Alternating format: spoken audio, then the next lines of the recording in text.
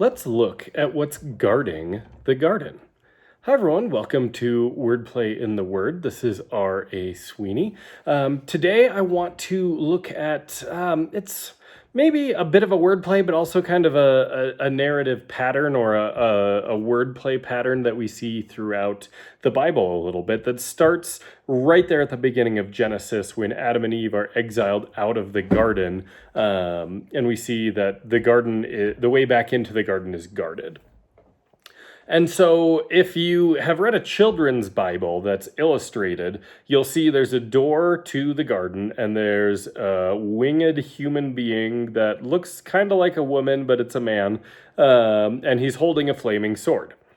And that's not exactly what the Bible says is there. So in Genesis, what it's saying is that it's guarded by cherubim, which is plural. Plural of kerav is Kheruvim. And so there should be more than one. The Kheruvim are not winged human-looking things, so we should probably get that out of our mind because that picture doesn't exist anywhere in the Bible. But so we've got Kheruvim, and then there is a fire, and there is a cutter. Sword, but it's literally something that cuts. So there's a cutter that turns every direction, or it whirls about, or whatever the case may be. And I wanted to look at the ideas of the fire and the sword, or the cutting utensil, and how they play out in the Bible to see kind of like what's going on here, because I think it is kind of an idea that we can trace through from end to end. So when we think about fire, we typically think of like judgment and doom. We think of like the lake of fire in Revelation, and a lot of different things like that. There certainly are a lot of places in the Bible where fire just destroys bad things. And I think obviously we're supposed to believe those stories because they're part of the Bible, and I think it's worth believing. But I think we don't look at all the pictures of fire, and so we misunderstand exactly what is going on in those pictures.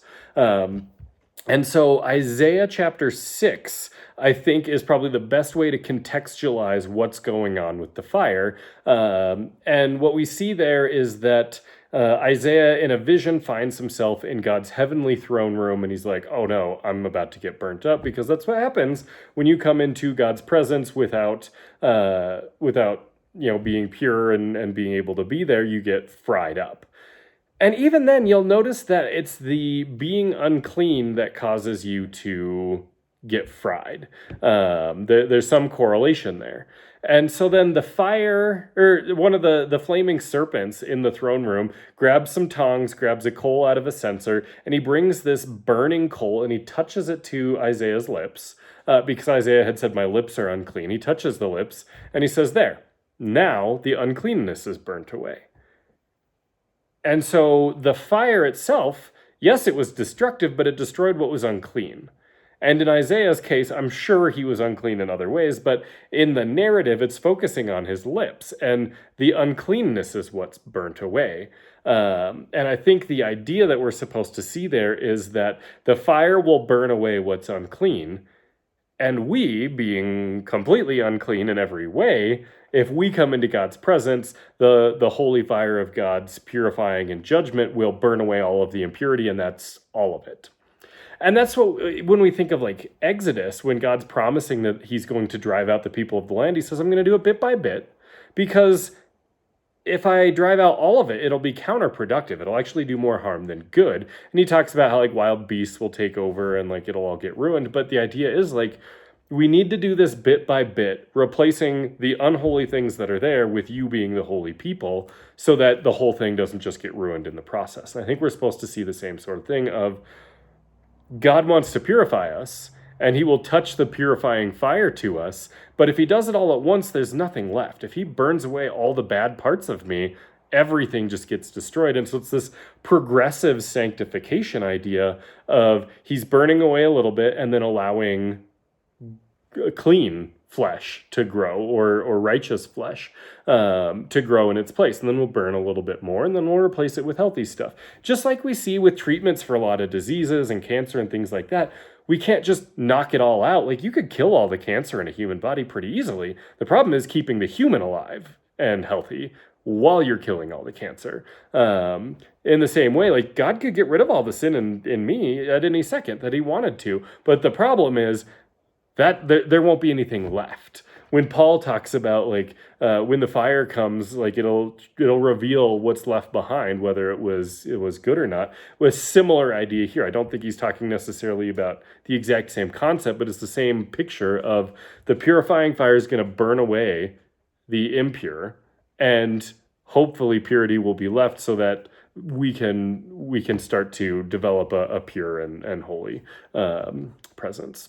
And then as we see the purifying presence, or the purifying body that's left over after the progressive burning away of the unclean, then we start to look at pictures like in Daniel, when we see the friends that are thrown in the fire, and it can't, like, the fire's powerless to burn the friends.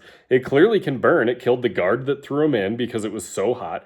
It burned away the ropes, but it didn't affect them, didn't even so much as get its smell on them. And I think the idea is, like, their faith made them so righteous in that moment that the purifying fire had nothing left to consume. Burnt away the ropes, burnt away the guard, but that was the only impurity around that it could even find, because when the one that looked like the son of the gods was in their midst, his holiness, his cleanness spread over them because of their faith in him. And it's this idea of, like, they were pure in that moment, so there was nothing left to burn. And I think we're supposed to see a similar image in the sword that's at the garden as well. And when we look at some of the way that, like, cutting implements are used in a similar way to fire, of that purifying, I think of, you see, like, Abraham is required to cut off part of his flesh, the very flesh that he used to abuse and oppress a helpless immigrant slave of his. He's required to cut that off. And so it's removing that impure part of him, the sinful part of his flesh, so that the rest of him can survive. And I think Jesus makes that even more clear when he's talking about, like, if your eye causes you to sin, pluck it out and throw it away. If your hand or whatever causes you to sin, like, cut it off. Use the cutter to remove anything that's sinful, so that it you're removing that sin so your body can survive afterward. And I think we're supposed to kind of look at that idea of circumcision is the removal of a specific piece of flesh that one person used to commit a certain type of sin. And it's very egregious what happens, and it's meant to be a defining moment. But then the story of baptism is meant to escalate that and say, like, okay, go ahead and kill all of your sinful flesh all at once, and I will raise you back up to life. And it's like, okay, well, what's the sinful part of my flesh?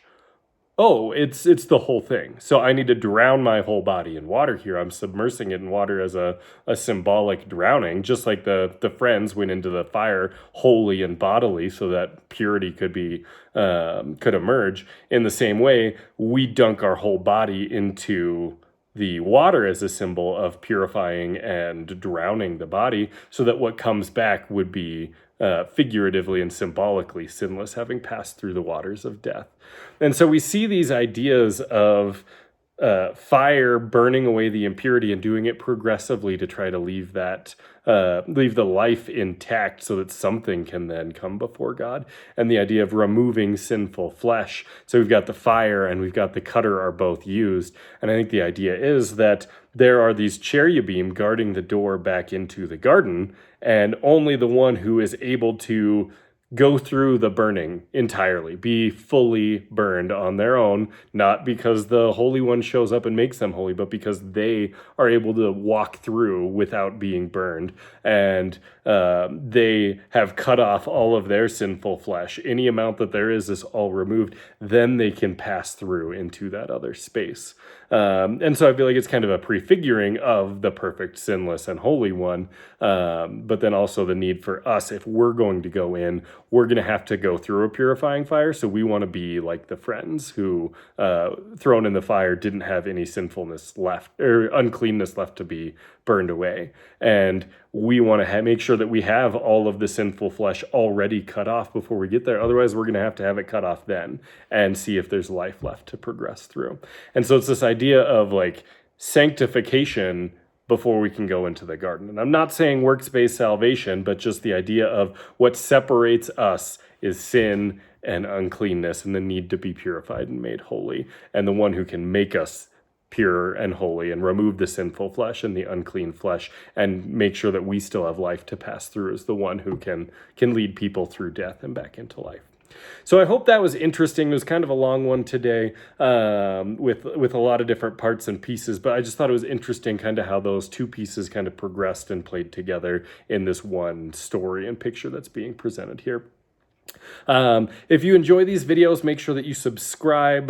You'll notice that I'm doing this on a Friday instead of my normal Wednesday, and I'm not doing an ask and response this week like I've been talking about for the last few weeks. I'm combining those into one series. We'll just be doing those on Fridays, and I'll start releasing here soon some videos on a new series that I'm doing on the book of Ruth. So make sure you're watching for that, but be subscribing to this so that you see updates on that new series coming out and get the weekly videos on questions and on Wordplays. Likes help other people find these, so I'd appreciate any likes and shares so that we can just share what we're doing here with more people and build some community around what we're doing here in these videos. But for now, I'm really glad that you guys are here. I really appreciate you taking the time to stick through this with me on a bit of a longer video. Thank you all for being a part of this with me, and I hope it's a blessing. Thanks, everyone.